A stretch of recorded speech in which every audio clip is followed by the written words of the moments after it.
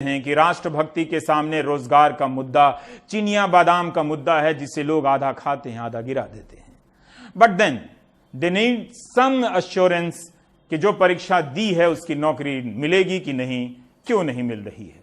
अभी आपने देखा कि लाखों की संख्या में मां भारती की संतानें ट्विटर पर ट्वीट करती रही कि रेलवे की जो परीक्षा हो चुकी है, रिजल्ट आ गए हैं, सहायक लोको पायलट की, उसकी ज्वाइनिंग का संकल्प हो जाए। The revolution was tweeted. मंत्री जी ने संकल्प पत्रक पर पुष्प अक्षत तो दूर, बयान तक नहीं दिया कि चिंता ना करो मां भारती की संतानों, हमारे रहते ज्वाइनिंग हर हाल में होगी। उन्हीं का एक पुराना बयान था संसद में कि उनकी सरकार के रहते रेलवे का प्राइवेटाइजेशन नहीं होगा। रेलवे की एनटीपीसी की परीक्षा के फॉर्म भरकर अपनी बेरोजगारी का हरण करने का प्रण लिए बैठे नौजवान मंत्री जी से परीक्षा की एक तारीख की घोषणा ना प्राप्त कर सके। ट्विटर पर भारत के नौजवानों की इतनी बड़ी हार कभी नहीं हुई थी।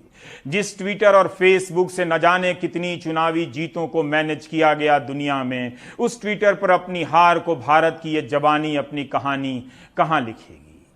प्रियंका गांधी की ट्विटरत राजनीति भी इनकी हताशाओं के शोर में खो जाती है।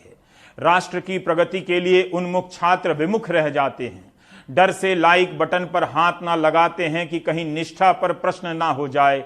पराजित युवाओं के लिए क्रांति फिल्म के गाने की एक पंक्ति प्रेरणादायक हो सकती है, वो जवानी जवानी नहीं जिसकी कोई कहानी ना हो।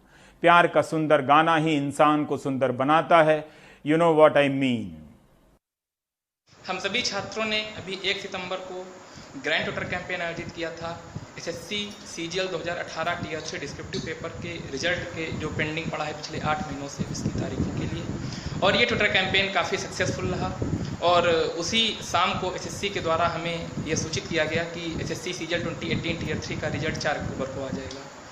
परंतु हालांकि वह ट्विटर कैंपेन जो उसका उद्देश्य था उसकी पूर्ति करने में वह सफल रहा, परंतु इसके अतिरिक्त छात्रों की एसएससी से कई सारी मांगे अभी भी शेष हैं, जैसे रैंक लिस्ट का मुद्दा, जैसे वेटिंग लिस्ट का मुद्दा, तथा एसएससी में एक ऐसी अथॉरिटी हो जिसके द्वारा छात्र अपनी समस्याएं, अपनी ग्रीवेंसेस डायरेक्टली उस अथॉरिटी तक रख पाएँ और एसएससी उनको टाइम बाउंड मैनर में सॉल्व कर सके। बच्चा एग्ज़ाम का फॉर्म भरने के बाद इंतज़ार करता रहता है कि कब मेरी एग्ज़ाम होगा, एग्ज़ाम हो जाता है तो रिजल्ट नहीं आता, रिजल्ट आता है तो ज्वाइनिंग नहीं होती है।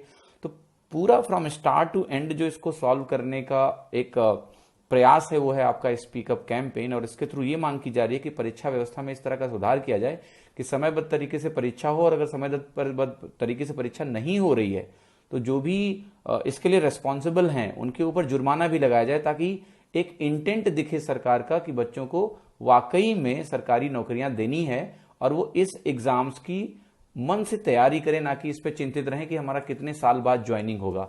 अतः ट्विटर पर युवाओं का ट्रेंड आंदोलन फेल ही कहा जा सकता है। ट्विटर पर जन कल्याण हेतु सर्वसुलभ मंत्री जी ने बयान नहीं दिया। छात्र आ से आश्वासन ना पाकर ह से हताश हुए होंगे। सहायक लोको पायलट की भर्ती का विज्ञापन वर्ष 2018 में निकला था, आज तक भर्ती पूरी नहीं हुई, ज्वाइनिंग नहीं हुई। अप्रैल 2019 में नॉन टेक्निकल पॉपुलर कैटेगरी का फॉर्म भरकर छात्र बैठे हैं, तब से कुछ तो कहना चाहिए मंत्री जी को, है कि नहीं। अब आपको फिर से फ्लैशबैक में ले चलता हूं, जिसे हिंदी में पूर्व दीप्ति कहते हैं।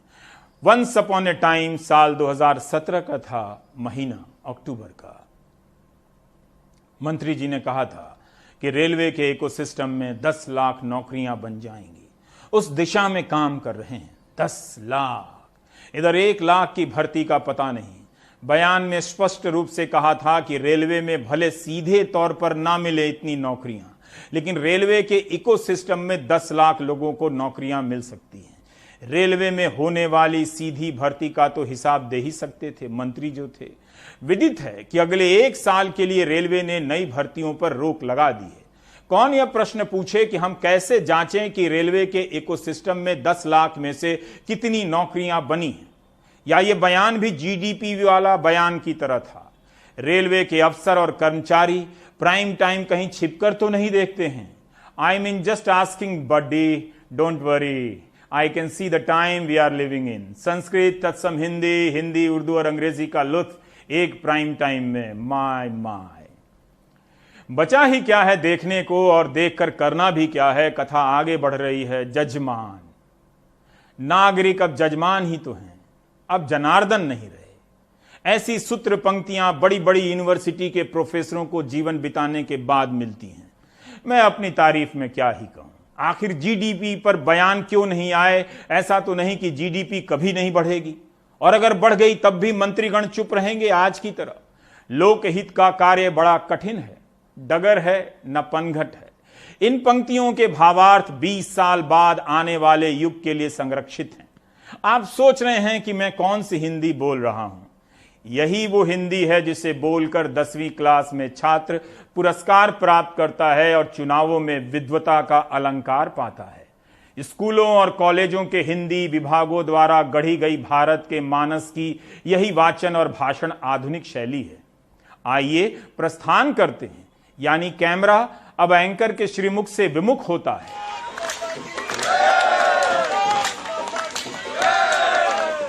गाजियाबाद चलता है, रात्रि का प्रहर है। अभिभावकों ने जागने का प्रण किया है। प्रदर्शन का कारण समझा जा सकता है। मुझे ज्ञात नहीं कि मच्छरों से बचने के लिए यहां गुड नाइट लगा था या नहीं, मगर इन अभिभावकों के लिए गुड नाइट ही नहीं हुई। गाजियाबाद पेरेंट्स एसोसिएशन और जिले के समस्त अभिभावक अनिश्चितकालीन भूख हड़ताल पर हैं। समस्त तो नहीं दिखाई देते, मगर जो अंश है उसी से कथा आगे बढ़ाता हूं। इनका कहना है कि तालाबंदी के समय 3 महीने की फीस माफ हो, जिले के निजी स्कूलों की फीस अधिनियम 2018 के अनुसार बैलेंस शीट जांच कर फीस का निर्धारण हो। सीमा त्यागी साधना सिंह, भारती शर्मा नेतृत्व कर रही हैं। प्रश्न पूछा कि किस कारण से फीस माफी के लिए दधीची ऋषि की तरह हड्डी गलाने का संकल्प हुआ है, तो बताया गया कि बहुत से लोगों की नौकरियां चली गई हैं, कईयों के घर के सामान बिक गए हैं। सुनकर मन आहत हुआ। फिर सोचा कि जनता सुशांत सिंह राजपूत के कवरेज से मुक्ति पा चुकी है, तो फिर इस आहत मन का बोझ कंधे पर कहां रखूं? जगह भी बहुत कम बची है। मैं पेरेंट्स हूँ। अभी तो 3 महीने काम नहीं होने की वजह से जो है तो हमारी एक तो नौकरी चली गई, दूसरा जो है तो खाने पीने की तंगी आ गई। तो हमने जो है तो घर के जो है तो जेवर भी बेच दिए। अब फीस के लिए जो है तो परेशान किया जा रहा है। तो जब खाने को नहीं है तो फीस कहाँ से भरेंगे? मेरी नौकरी छूट चुकी है और मैंने इसकी एप्लीकेशन भी स्कूल में दी थी कि मैं अभी फीस जमा करने में इस वक्त मेरी नौकरी छूट चुकी है। अब नौकरी मेरी छूट चुकी है तो मैं कहाँ से फीस जमा करूँगा स्कूल में? अगर मैं घर का सामान बेचूँ, अपने घर की चीज़ें बेचूँ, तब जाके स्कूल की फीस जमा करूँ। स्कूल के माफियाओं के द्वारा शिक्षा को लेकर शोषण किया जा रहा है। टीचर्स का, अभिभावकों का फीस को लेके, क्लासेस ना लेके, ज़्यादा फीस लेके और टीचर्स को गलत तरीके से निकाला जा रहा है, जो कि फाउंडर टीचर्स हैं। यहाँ के शिक्षा माफिया जबरदस्ती गुंडा टैक्स वसूल रहे हैं, हम लोगों से गुंडागर्दी कर रहे हैं और हम लोगों पर दबाव बना रहे हैं कि आप पूरा फीस जमा करिए। जिनकी नौकरी गई है उनकी जांच कर उन्हें फीस में राहत मिलनी चाहिए, जिनकी नहीं गई है उन्हें फीस देनी चाहिए। ये मेरा मत है, वरना शिक्षकों को भी वेतन नहीं मिलेगा। वैसे शिक्षकों को उन स्कूलों में भी वेतन नहीं मिल रहा जहां के अभिभावक फीस दे रहे हैं। जनता को जजमान कहना एक युगांतकारी सूत्र का प्रतिपादन करना है। जब जनता जजमान हो जाती है तो उसका मतलब है जजमान से लिया जाएगा, जजमान को दिया नहीं जाता है। इतना तो आप समझते होंगे। जजमानी सिस्टम के बारे में भी बताना पड़ेगा। एंकर को प्रोफेसर सुमित सरकार समझने की भूल ना करें। क्या ही तो शानदार टीचर थे, कमाल के मेरे टीचर थे। एनीवे, एक अंबेडकरवादी चिंतक इसकी जो यादगार व्याख्या करेगा जजमानी सिस्टम का, वैसा साहस और आनंद आपको यहां नहीं मिलेगा। 20 लाख करोड़ का स्मार्ट पैकेज, हेडलाइनों में इसे ऐसे छापा गया जैसे देखने वाला अपना नाम भूल जाए मगर ये ना भूले। Do you remember? आखिर 20 लाख करोड़ के पैकेज से क्या हुआ कि कहीं कोई असर नहीं दिख रहा है। छोटे, लघु और मध्यम श्रेणी के संगठनों ने कई बार कहा कि इस पैकेज से उन्हें कोई लाभ नहीं। इस सेक्टर में करोड़ों की संख्या में इकाइयां हैं। कम से कम इस 20 लाख करोड़ के पैकेज की कसम उठाते हुए जीडीपी पर बयान आ सकते हैं, लेकिन यहां तो राज्यों से कह दिया गया है कि जीएसटी का हिस्सा नहीं मिलेगा, आप कर्ज ले लीजिए। जीएसटी की वसूली भी कम है। आखिर ये 20 लाख करोड़ गया कहां? 115 दिन हो गए। 12 मई को पीएम ने घोषणा की थी। जीडीपी विकास का राजनीतिक सिंबल है। पूरी दुनिया में मंदी है। कई देशों में सरकारों ने माना है कि मंदी है, रिसेशन है, भारत में कोई बयान ही नहीं है। विगत वर्ष यानी लास्ट ईयर अगस्त में कॉरपोरेट को टैक्स छूट दी गई कि उनके पास पैसा आए, वे निवेश करें, नौकरियां बने। ऐसा कुछ हुआ नहीं, तो वह छूट वापस ले लेनी चाहिए। अब प्रेस कॉन्फ्रेंस हो तब तो कोई पूछे। जब कॉरपोरेट के पास सैलरी देने के पैसे नहीं हैं, निवेश के पैसे नहीं हैं, तो यह कौन सा कॉरपोरेट है जो निजीकरण का लाभ उठाने वाला है? जो अपनी कंपनी नहीं चला पा रहा, वो दूसरों की कंपनी कैसे चलाएगा, खरीदेगा? क्या यह पाठ्यक्रम का विषय नहीं होना चाहिए? 20 जुलाई 2020 का पीयूष गोयल का बयान है। कहते हैं सरकार का प्लान है कि मॉडर्नाइज किए गए ट्रेन स्टेशनों को प्राइवेट सेक्टरों को नीलाम कर दिया जाए।